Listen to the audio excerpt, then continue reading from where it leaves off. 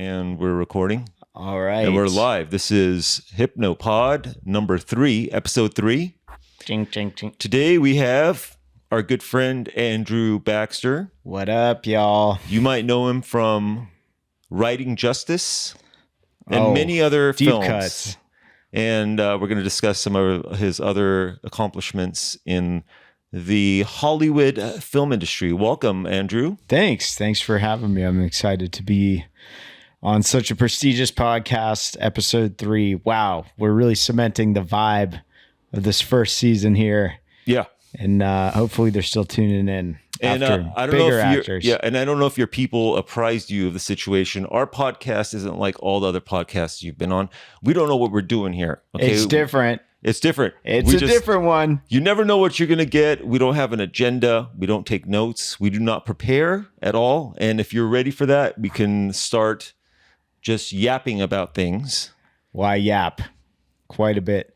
Also, shout out to Racer 5 for this sponsorship today. For a half Racer beer. 5 came through. We did go to Korean barbecue, though. I do have to let the fans know some soju, some beers, and a lot of meats were inhaled earlier. So they were, and we were very fortunate to live in Koreatown that has such nice KBBQ choices for everybody. There's a lot There is of options out there.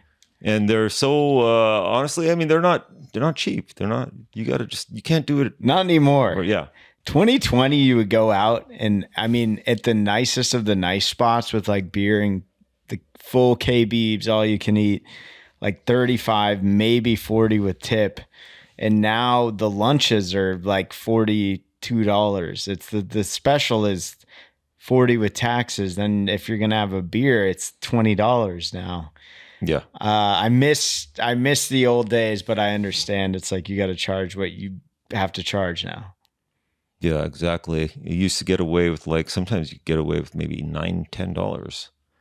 I don't know where you were eating. Well, back in the day, you could get like a $6 burger kind of thing. More like back in the alley. You could get like a diner meal or something for, get out of there with tip. Somebody died and they're under $10. feeding you them for that price. You get away with under maybe $12. But you're more OG Hollywood than I am. I mean, yeah. I've been here 13 years and I'm like a newbie compared to you. So you're probably going childhood. I don't know. Were the Armenians big Korean barbecue fans outside of you? No. Where do Armenians go to eat usually? Like what is... Well, we have like some Mediterranean style food. Like the famous one was one in Hollywood. Pasadena. Glendale, of course, is all... Yeah. They love it there. They love it. And we have a carousel here. They do like Mediterranean style, just a big plate of rice with meat on top of it. Is it more, it's like share or not? Yeah, it's shared. Do you kind of grab it hands in the towel or no? Is that too? No. Tunis. No, okay, that's more Moroccan. It's like a big dish with nice. All kinds of... So it's like family style. But nowadays some of them are changing up. To kebab. Everybody orders their own, or you could order family style. So it's like the buca de beppo for Armenians. Yeah. Okay, so was that growing up as a kid? There was always like the main hubs of like the big restaurants. You had a few of them, and then now there's like a lot more spread out. Yeah. Through the city. Yeah. Okay, for sure. I feel like Korean barbecue, I'd love to have known back in the day what was the top 5. Because, nowadays there are so many. They're all great. I'll try them all. But it's interesting to think like what were the trailblazing ones that really like put KBBQ on the map of everybody to then start a restaurant. Yep. And that'd be a good pod to maybe figure that out. Yeah, you could do a whole pod on LA KBBQ scene. Or just the history of Korean barbecue as a full pod would be pretty awesome. Yeah. So you let's moving on to a new subject. Let's talk a little bit of film because you got a lot of experience. You're working as an editor now. Now let me ask you a straight up question. This is going to be a hard question, man. Okay. How do you sit there for more than 20 minutes and edit for hours and not kill yourself? Like so many years of pain and training. It originally started because I wanted to always do acting and fun stuff, be a rock star. It's great and all, but I did have to pay bills. So eventually, little by little, over 10 years, I mean, the most painful, painstaking thing, it's like you have to just buckle down, sit there and edit it. And then maybe in 5 or 6 years, people start liking it a little bit and you can get paid, and then cool opportunities come, and then you can work with like some heroes, by providing that. But it's a very, at first, painful process. And even to this day, me and my good editor friends just joke around every day. Like, we're in the weeds, the thick of it, man, just being in these cuts. But it's not the worst thing you could do. Right. Hey, it pays the bills. It pays the bills. It's in film. Also, it's fun. I mean, when you have your own footage, it's a blast. Nothing better than already having the shoot behind you. All that hard work, editing's a different vibe completely, because when you're filming the movie, you're so nervous the morning of, the during, did we get it? Is the budget going over? The neighbors complaining about sound. Editing is finally the space where you got what you got. Now we're going to put it together just like in the old days, get the best image sequence we can and sleep on it, and always be improving it and finding the best stuff. I'm talking your ear off on this podcast. One more editing tip. Yes, let's Big hear tip it. of editing. Use it today, to this time.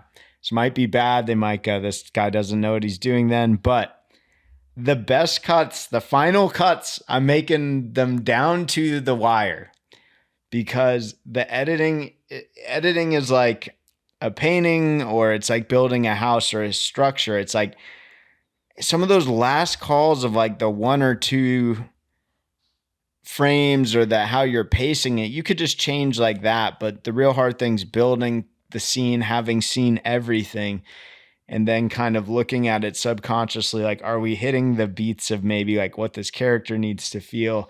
And that for me can happen to the last time I deliver. Like, if I get something back, I'll even go through and I could always find ways to improve it from maybe the last time. Yeah, for sure. And I've always held the belief, and I know this is nothing new I'm saying, but the movies and the projects are always made in the edit. Yeah. And the greatest thing, we were filming in a movie that I was directing, and one of the actors was acting up a little bit and giving me a little bit of pushback on the way I wanted the scene filmed. Was he Australian? She was a nice young lady. But she wasn't Australian. No, she wasn't Australian. That's but she was giving me a little pushback, and no, I'm going to look this way in the scene. I don't want to look. And I wait, like which way to look? Oh, to appear. Yeah, the way I wanted her to try. Okay, not like certain eyeline. She wasn't like, no, my it was nothing eyeline's technical. better from the right. No, nothing technical. It was Okay. more how she was playing out the scene. Then I was like, can you try one like this? No, I don't think we should. I'm like, Yeah. so I had to pull her aside, and I said, you think we're making a movie right here? And I said, we're not making a movie right here. We're going to make a movie in the editing room. All I'm asking from you is to give me options. Yeah. Okay, this might not make the final cut, but I want to just have this as an option. Yeah. And then she understood. Yeah. And it proves the point that the movie's made in the edit. In the end, Yeah. you just, when you're filming, all you're doing, and I don't know if you agree, is all you're doing is getting options for the editor. That's it. That's principle of what a film is. Okay, I agree, but there has to be a point then when the decision directorially is made of here's what we're going or what we're getting.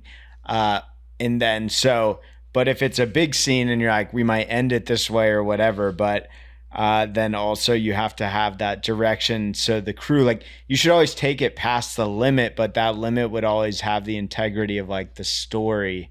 But I agree, actor, it's tough to like picture when you're on set as an actor, because you're putting it out and you're like, comes down to the trust. It's really tough in the business of indie, especially, to like meet someone new. Then you got to trust them and trust they're gonna have your back in the edit. Exactly. Yes. Or the way you might go to bat for people. Like, you'll spend your last film was like a year of editing, making sure everybody Editing you took the thought most could time. look like the absolute best. Yeah.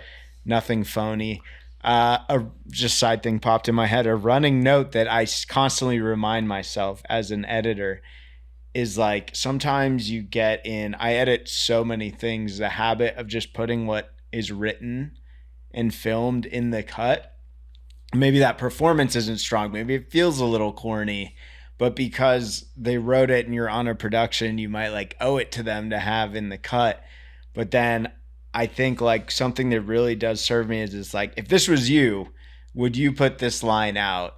Would you, and you should really go, if it feels corny to you, I think an editor needs to also have that sense of like what's going in, what's out, what isn't important. And that's really tough from a writer perspective, because writers, it's all the written line on the page. But a great director, I was going to say this when you were talking about it being made in edit, not only that is that true, but to add on to that is a great director knows what he wants from the edit.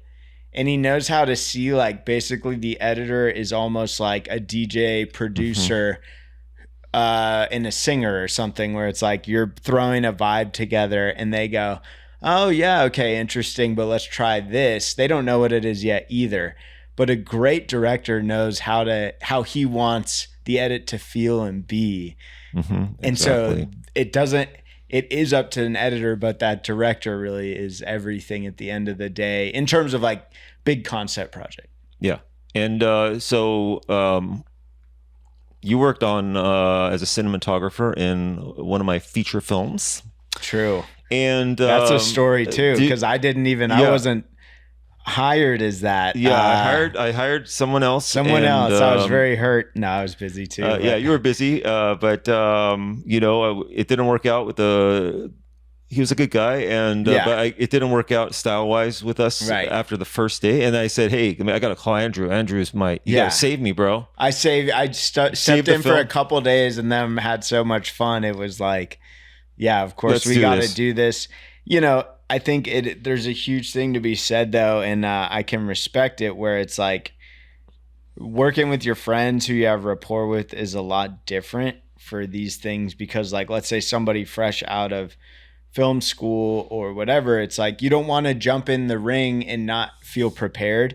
This film was quite literally 12-minute takes of like running and POV, but it works because it's a documentary cam. So like things shouldn't be overly lit, overly done. It needs to feel natural, and that's where it's more about creatively timing it with the lighting schedule of your location. Right. But I could understand why maybe if like this was your big debut, you would be scared to, feel like, oh, we can't just whip a camera and not have that. But I think it was written into it, and I still see some of that footage, and I'm like, man, this is an era of like the Sony looks very crisp. It's great, still from 10 years ago for that. And it's always always nicer to after a couple of years pass, you watch your old stuff. Yeah, and it actually looks, it's different because you're so separated in time from the project that you can watch it as an outside viewer now, rather than your own project, and you have a different appreciation for it. I've been filming on for the last like 4 years, man, even 5 now, probably, on the Sony FS7, and unless you do a ton of color work, I must be my lenses too. It looks a little faded, a little washy, and I don't like that. And it has just irked me on my own stuff. I'm gonna mess around. I think color is just so important at the end of the day. But I think Pulpit's had that. Like, I like the crushed blacks. Yeah. A little more of that look, boosting the color, but having it darker in general. And like Pulpit's, man, we didn't have too fancy of a setup with it, but we had literally no lights. No, we had some natural some lights. We did do other like little lights, and we planned though where like your practical source was. But yeah, other than that, just the rehearsal even was kind of wanted it to feel fresh, so you don't try too much to like organize a path quite yet. It's just kind of like you want to feel like you're watching it happen live. So that's tricky. Not saying we nailed every single one, but it was definitely like a combo. It really did make filming a lot easier where you just have one camera and a long take. You're like, hey, we just did a 5-minute scene in literally 5 minutes. And the takes work when I watch them. It's something to be said of like the not older filmmaking style, but nowadays with TikTok and everything, it's quite literally 1 second cuts like out the gate. And it is more about like what I was telling you about. I worked with the director who's awesome, and he was like saying, think of these as like the last scene of the film. Just like you want that long hold, that suspense, and you don't want to have to cut that much. You want to make stylized choices like I watched Game of Thrones last night, House of Dragon, the finale, and then I count the cuts. Oh, nice. It's not even nice. You're a real pro. No, it's an OCD. It's horrible. But I just got to a point in my editing where I'm like, why don't I look like these guys on TV when I send a cut? And I'm always learning, always reinventing, always trying to like do it better. Counting each show's cuts are interesting, but like for the dramatic stuff, Game of Thrones really does nail it, where it's like you're counting and it's 1, 2, 3, 4, 5, 6, 7, cut. Another 8 counts in a cut. Yeah. Then you get a little 1 cut, 2, 3, and those little kind of like quick moments make so much more difference once you've built up that very long hold. So shooting the way you did Master of Pulpits, it incentivizes that long hold. The believability of the world is the main thing too. When you're just cheated a bunch of single cam close-ups with blurry backgrounds that could be cut together anyway, there isn't really like that realness. But in the cinema, like with what you're doing, you feel like you're in a world when you've watched a scene for 6 seconds to 8 seconds, right? Because like you've seen the world, you've experienced the wide camera. There is a world existing. Just close-ups are like what they have online with the TikTok Insta, where everyone's just a different single cutting. Like that's awesome. It's funny. It goes quick. But then when you need to transition to cinema, which is like what I would like to do more of, I think those long holds. Yeah, I like the long shots. Okay, well, our producer, we don't really have a producer, but let's pretend we do. Okay. Our producer is saying we got to wrap up soon. So I don't know how comfortable you are about talking about this. Yeah. But you have a big event coming up in a month or so. Oh, yeah. And how are you feeling? And that's getting to the real. It's everything else was just a build up to this. So good. I'm nervous. Nobody knows. Big. It's a big event. And let's talk about what the event is, and if you could give us some context. It's my wedding. I'm getting married September 14th. It's like over 200 people, so it's a very big event. But right now we're trying to lock the seating, tables, make sure everyone's sitting together. So like we got you, Jimmy, who else? KB. Like Alec, Kibby. Alec will be there. All right. Also, nice. At the table. And then, it's stressful, man. It's coming down to it. I'm very nervous. Yeah. I'm excited, but I still just I need a little more planning. We're trying to do some dance lessons just to even know what we're doing properly on the dance floor. You're talking about like the slow dance? Yeah, the first dance, not just that's jumping amazing. around. Let's get to this nice stuff, nice info. Well, you gotta because with that many people, you don't want to get up there and not have a single clue. Not saying we're going to be good, but it's like we just need to even get the general steps. Also, I'm learning what's a waltz. Are you do you have you hire somebody to come and teach you, or are you watching videos? You go in. There's a lesson. To if you go to studio. a dance studio and they want you to do lessons, you don't do the lessons right away. You go in for a trial, meet the instructor, and there's 8 other people meeting 8 instructors at the same time with the song overhead, and they're just getting you in. Then they want to get you in the back room.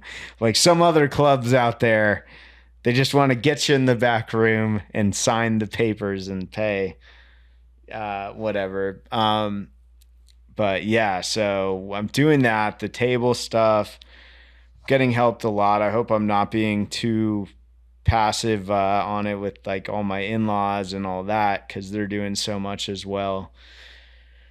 But after that, then we got the honeymoon and got to come back and really like hit it up hard end of the year and next year. Nice. into And the- where are you guys going for the honeymoon? If you know, Yeah, you're going to comfortable? Bora Bora for a couple days, like on the way out to Fiji as well. So yeah, it's gonna be sweet. Nice. And I saw I RSVP'd for the wedding. Nice. Yeah. And I saw there were some really nice dinner choices you guys have. Very classy. Oh yeah. It's Well, very. did you get filet or I what got the did you- filet. Yeah. I got the filet. It's gonna be a really awesome, nice event, and I'm just grateful. It'll be awesome. I am nervous though. It's like once there's just so much attention on you, a lot of months of setup, a lot of process to get it where it needs to be. But I think it's coming down to the last month, so it's getting close. Yeah, man. And I'm proud of you. I'm happy Thanks, for you. dude. Likewise. And you guys are beautiful together. Oh, thanks. Well, And looking forward to having you there. Looking forward to hopefully collaborating on the undisclosed project involving Yes. lots of people. We can't talk about it we yet. can't talk about it yet, but I think we were on a good. Ep 5 if you're lucky, So depending how stay much I tuned. hang out. Stay All right. tuned. We're gonna be really creative in the next 6 months or so, and Yeah. hopefully, all you can We'll have do to is listen start. back to You got to this for start somewhere. You got to inspiration. start somewhere. From ourselves. And I think we could wrap it up right there. All right. Thank you for joining us today, Andrew. No worries. So should my manager invoice you guys, or how does that? Yeah, we're gonna. We'll You we'll know, have our lawyers. our lawyers talk. will talk. Yeah. They'll talk. The lawyers need to talk. Do you guys They take need to go to Do you take KB. Venmo by chance? Oh yeah, we'll Okay. take anything and split up payments. You know, like somebody asks you, "Hey, do you take Zelle?" I'm like, I ain't fucking. I'm no, the can you least give me some famous cash? person on the pod so far. Well, You got some big name we actors. got some big names. Yeah, I mean, We got some JD. we got some KBBK. Also, for the wedding side anecdote, Amy's like, "Hey, should I put like Jimmy Duvall on his name tag?" And I was like, everyone else I'm doing more informal, but I was like, no, James Duvall should be on the name tag. Is that a call or wait? Am I getting a phone call on my No, phone? no. Is Oh. that a like? Yeah, that's normal, right? James Duvall over Jimmy Duvall on the tag. On the tag. Yeah, just on the name tag. Yeah, I would go James. Dope. All right. Well, that's cleared up. I think if you got anything else, we'll just end it right here. Feel free to send us out any way you like, and thank you all for listening. Oh, me send it out? Yeah, send something out. Yeah, guys. Everybody listening, I hope you have the best week, the best year. Hope maybe one thing inspired you in one way. I get my inspiration from listening to everybody else. Be well, make that project you know you have to make, and don't give up on anything Never that you give up. really believe in. Never give up. Peace. All right.